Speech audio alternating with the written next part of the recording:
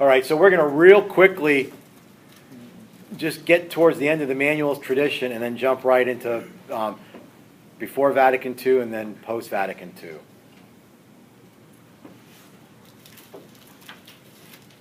So remember, and this is nothing new, so you don't have to scramble to write, but the early church were made in God's image, redeemed by Christ, the necessity of grace.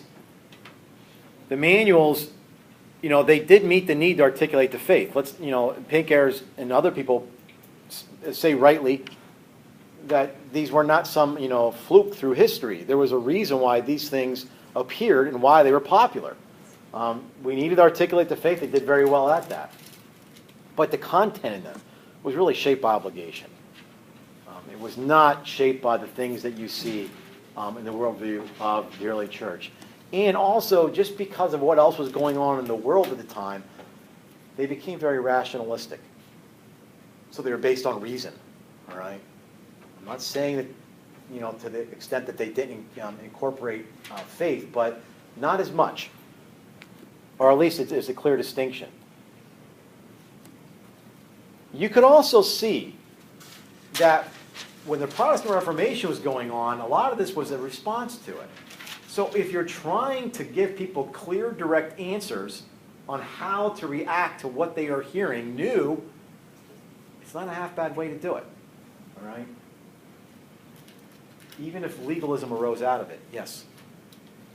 I have a question. The manuals, was it for each individual church, or was it universal? No. People would write a manual. Think of it and they would issue it almost like I don't want to say it was a catechism, but almost like a catechism. So various people were authors of manuals, and there were all these manuals going around that people had access to.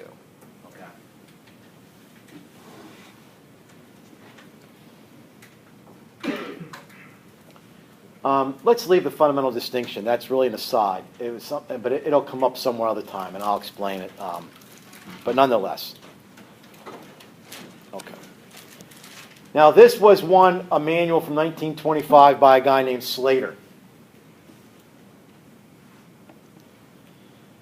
And again, they were used even by priests to help in the sacrament of reconciliation or confession at the time.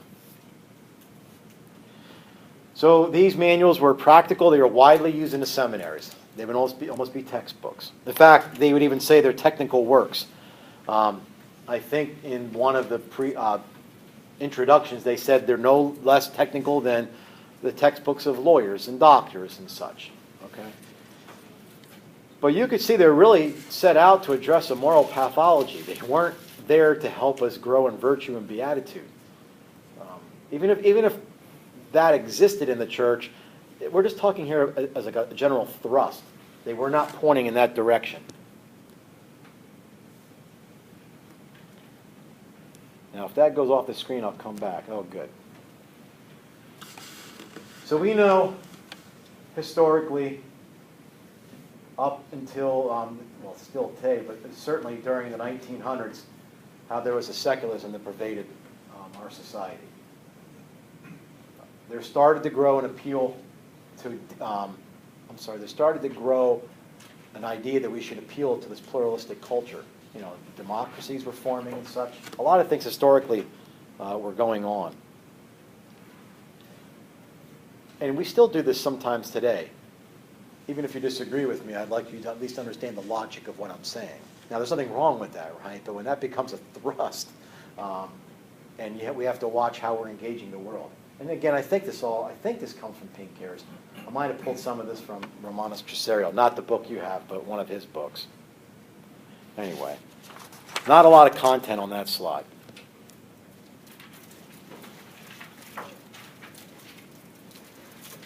Now, in Vatican II, there was no specific document that dealt with moral theology. The 4 constitutions, there was not one for moral theology. Although, if you go and Google or Bing that, you will find there was a draft of the dogmatic constitution on Christian moral order. So they wrote one. It just did not make it through the selection. The reasons were, and you could read it, it's not that there's something wrong with every aspect of it. Overall, It really dealt with ethical subjectivism and relativism. Okay, now that's not bad. I mean, that was what's going on in the world. It said, and I'm not critiquing it, I've never read it in its entirety, but the critiques of it, and what I could read of the critiques of it were that it proposed doubts as to how love is a primary aspect governing our moral life. And they say it still hinted at a split between this moral theology and spiritual theology, which, again, remember, we're coming out of the manualist traditions, and these are aspects and changes of Vatican II that not everybody appreciates so much.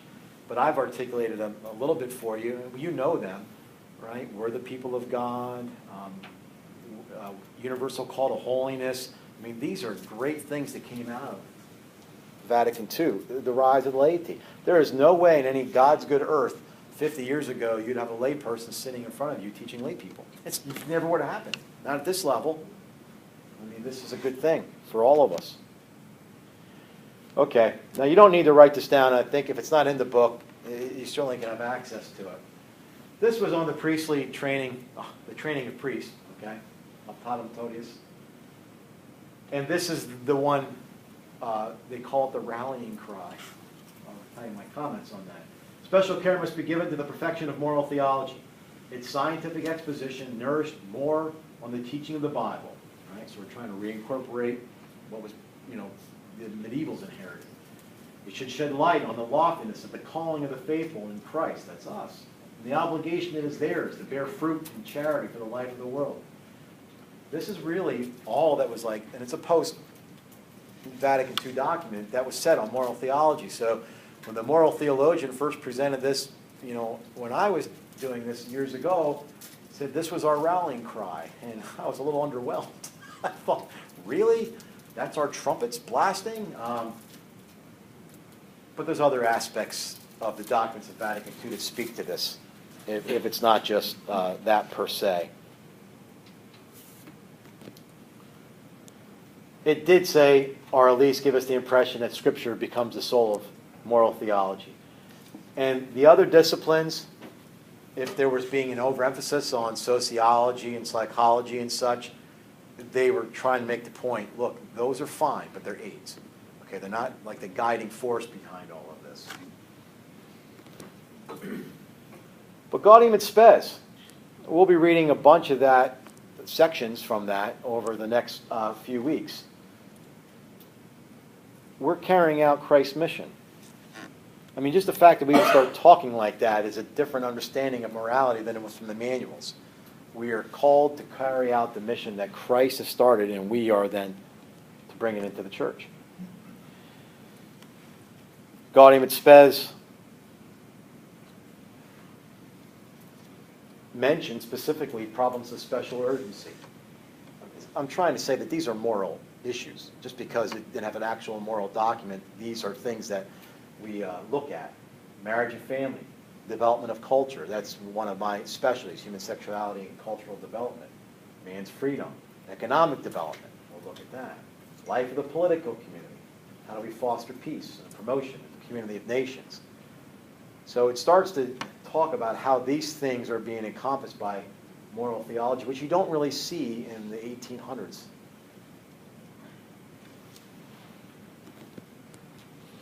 Anything on that? Not a lot. Not a lot of juice on that slide. Here's the problem, though, as we come into the Vatican era. We're trying to get back to the worldview of the early church.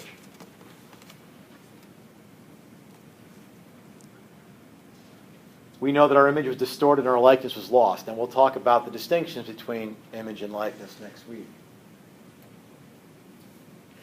And by the way, when you see me bring Scripture in next week, that's something that you probably wouldn't have seen in moral theology being taught in the 1800s. We're not going to find scriptural basis for our moral concerns.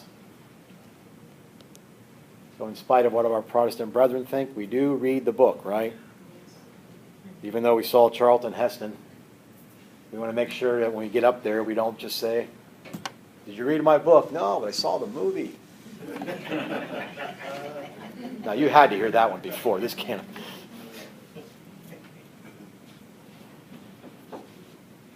We are going to build an understanding of the human person, anthropology, on Christ. And that's where we're going to start next week. You're going to see a moving away from casuistry, this, applying to specific instances. What do I do here? Okay, that's still important. We need to know how to develop the morality of an act, but we're not going to focus on these issues of conscience. And we're not just going to focus on the dominion of sin in life. And it's not just putting a positive spin on things. We're returning back to the way the early church understood that love was the basis of all the virtues. It was infused into virtues. Understanding our spirituality based on Scripture becomes important. Beatitude, happiness, these things now, if you have felt that that's what the church has been teaching, it's a new wave. It's something that we're lucky to experience. I often wonder, I don't know if you do, what they're going to look, we look back on Trent, and it happened between those dates, and then after that, here's what they did.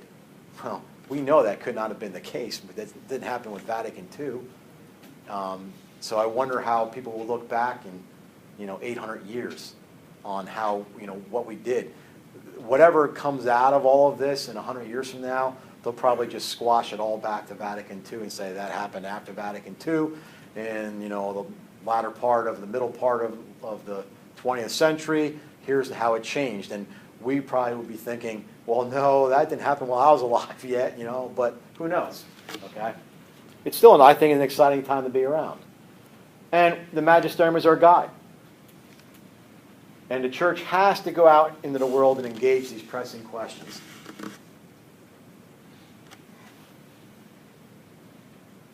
And I think, many times on the news, when you see they want a religious point of view, you see the Roman Catholic view show up. Alexander Schmemann, a famous liturgical theologian for the Russian Orthodox Church, and I have a lot of appreciation for the Orthodox, especially the Russian Orthodox. There was a parish near my house. But they asked him once, what is if you want to call it a pet peeve? They didn't ask him in that way, but what bothers you about the Orthodox Church? And he says, we seem irrelevant. It's like, nobody comes to us, what do you think on this? What's your point of view on this? We have found a way, at least in that regard, to engage the world with these pressing questions.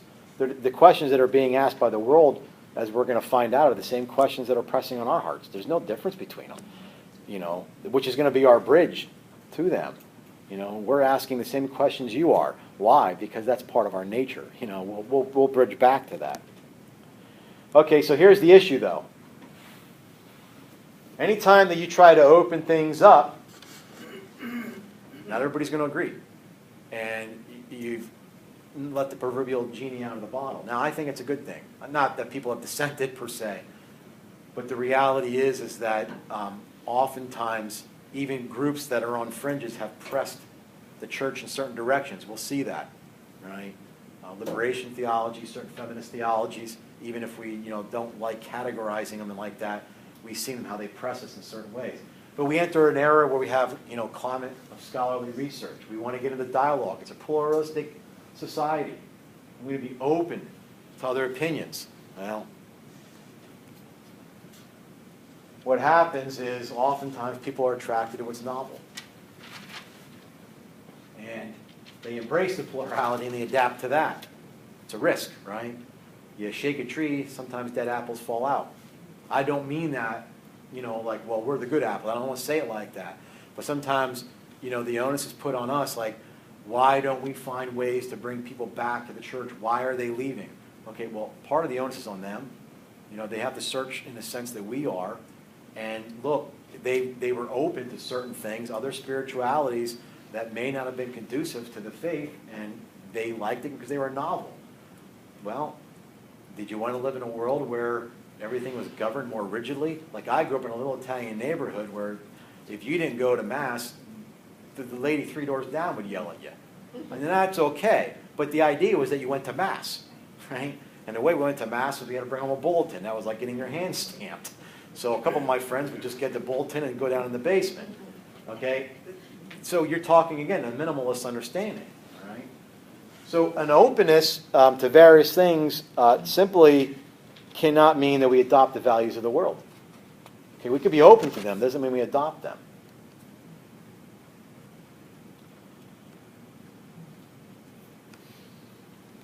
You guys that are doing anything on human sexuality, you may not know but that by that title.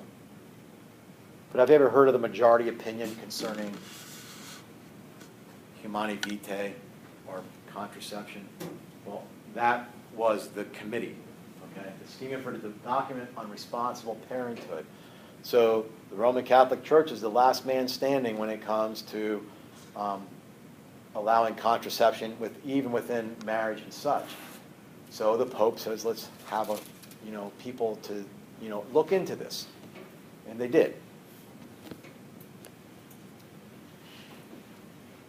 The majority opinion came up with this idea, and I'm just giving it as an example, right? The principle of totality, that as long as couples are generally pointing towards an openness to children, well, then let's not make it so on every concrete act. They're open to children, but generally speaking, but that doesn't mean that the act itself has to be open to children. If you know anything about this, there was, I'm trying to think of the Archbishop's name. He was in Nebraska. Anybody? No, it's not important what his name was, but he said as a young man, he was a priest in Rome when Paul VI, in 77, before he died, was going over all his encyclicals. But when he got to Humani Vitae, he just stopped, and the only comment he had was, I did not betray the truth. I did not betray the truth. When people were aware of what the majority opinion was, they expected him just to go along with it. Well, 2 years passed, and then he comes out with Humani Vitae. And that was a firestorm. I couldn't find the source, but I understand that a bunch of priests and theologians took out like a full page ad in the New York Times, going against it. Okay? So this is part of the openness. If you're going to want dialogue, this is going to be part of it. Well, Humani Vitae was Pope Paul VI's response to all of that. And we'll talk about him later, because in the course description, it wants you to be exposed to some, contemporary American Catholic theologians who are dissenters. Charles Curran is one. And he says as long as couples choose according to their conscience, then there should be no law binding on them. Okay? So you can see they're starting to figure out how does the law apply. That might be it. There might be one more. Oh. And if you know the Winnipeg statement, they issued a statement that says as long as couples use their conscience within marriage, let them choose. Okay. So he finds some dissent. You take the good with the bad. Here's my personal opinion on a lot of this, is that oftentimes, and this is just my personal opinion, the closer you get to truth, the more subtle it is. And the closer you get to that subtleness, the easier it is for it to be twisted and turned in the opposite direction. So there's a reason why we fight over the greatest ideas of love and justice and truth, and not over, well, we may fight over who has the best cheesesteak, but we know that we're on different levels, right? So these things are dearer and truer and nearer to our hearts, and it's very hard for us to pin down this idea of love. So for those people that want to express love in ways that we find unacceptable, rather than looking at them as some opposition, we're both looking for a truth on how this love is applied. We are on, admittedly, some very deep and profound ideas, and that should be the cornerstone of our conversations with each other. We don't have to adapt. It's not about agreeing. We have to get past that disagreement is disrespect, and that cannot be, because there are certain things that are non-negotiable in our lives. But that being said, this should have been expected. I don't know that because this was the fallout that it's a good critique. Well, this is why Vatican II shouldn't happen. You know, and people will start that. And I don't know if you have friends or people like that in parishes, you know, but they can be quite militant.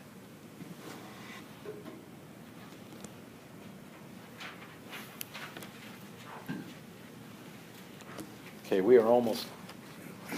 We're gonna be done good. How about that? Okay. So we have the rise of what we're going to call secular Christianity and various humanisms. Okay, now there is Christian humanism. That's not a misnomer like some people might think. Usually, what is the quote?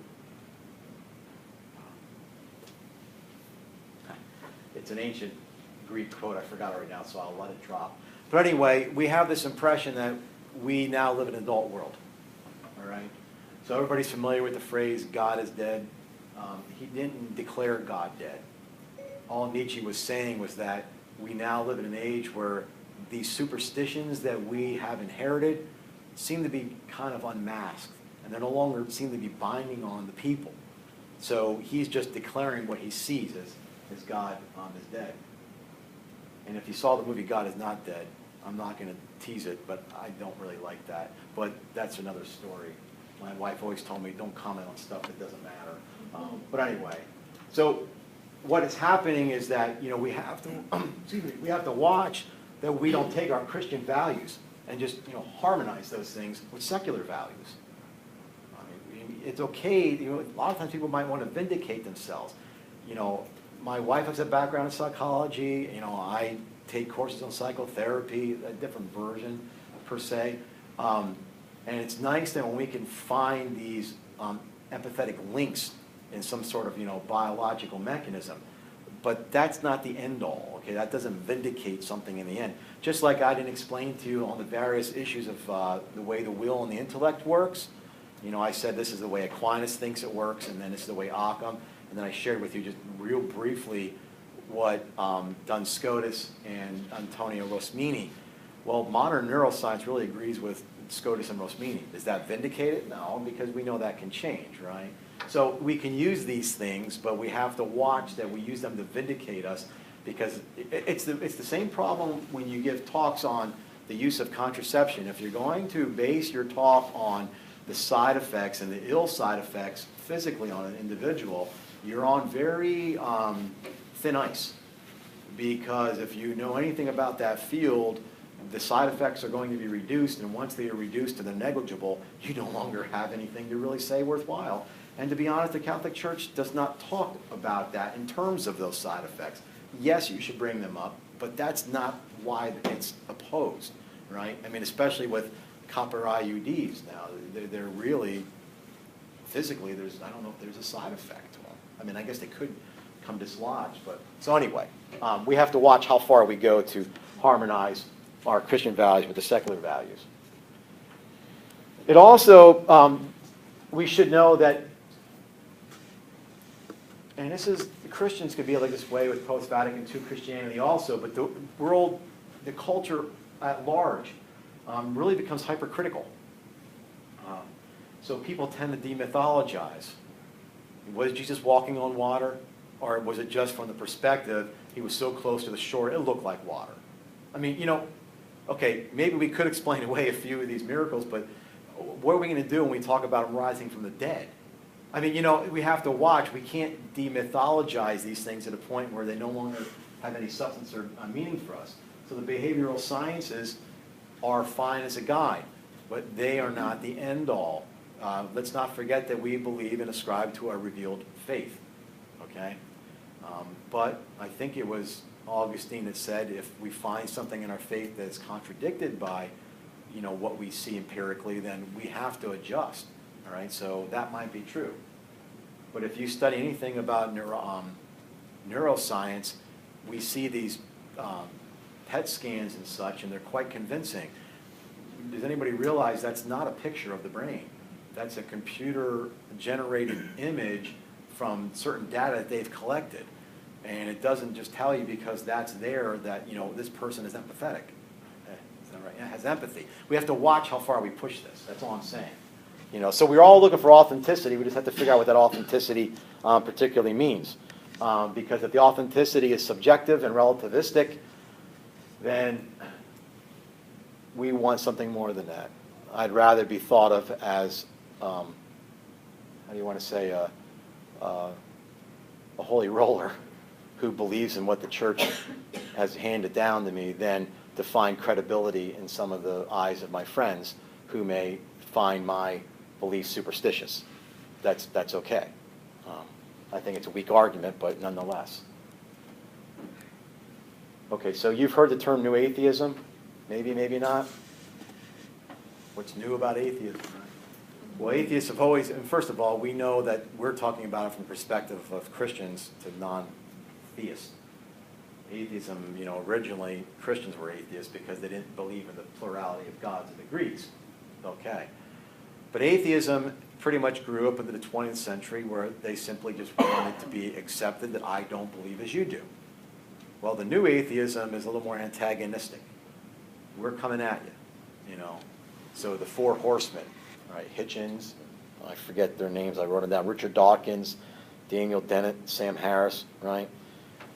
Stay out of the affairs of humanity. Keep your religion out. It has no place, right? The problem here is that atheism is not the default position, all right?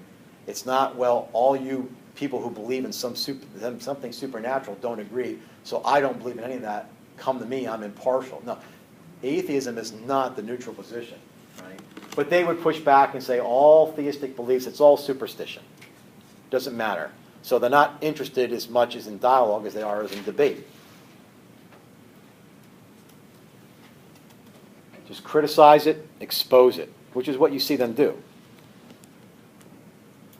Process theology, you may not know this by name, Whitehead.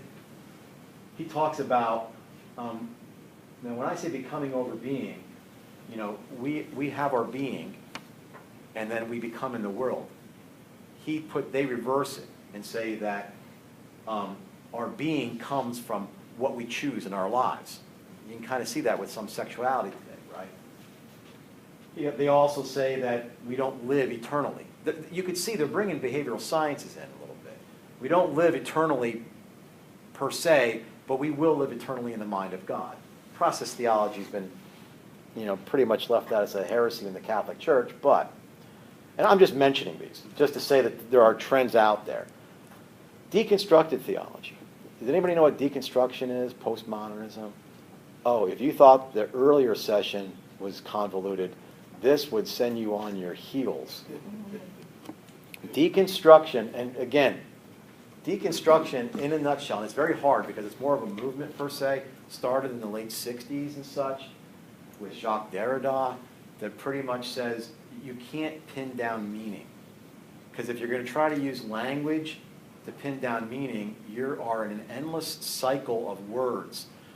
What does that word mean? You use a word to explain that. Can that word be misused? And this is why you see, and I don't like the words liberal and conservative, but you see a liberalism in English departments and such, in colleges, because deconstruction has pervaded the English discipline, if you want to say. Just two people I'm going to put up there. John Caputo. I just think you should have heard these things. I mean, just so if anybody ever says it, like, I've heard of that, John Caputo talks about a weak theology, okay? Let me say something about process theology going back. I didn't want to, because it's not part of the course to say exactly how this happened, but there's aspects of various Christian and Jewish spiritualities that have been influenced by this. Aspects of liberation theology, feminist theology, black liberation theology. There's aspects that have been attracted, okay? Goods come out of those and also other things. So John Caputo's weak theology, back to him, he just talks about the weakness of God as a strategy. It's too much to really explain, and all things are tentative. I'm going to come back to this in a sec. And then Jean-Luc Nancy talks about something that's called atheology. This is a theology that no longer has a supernatural belief. It is literally a Christianity without Christianity.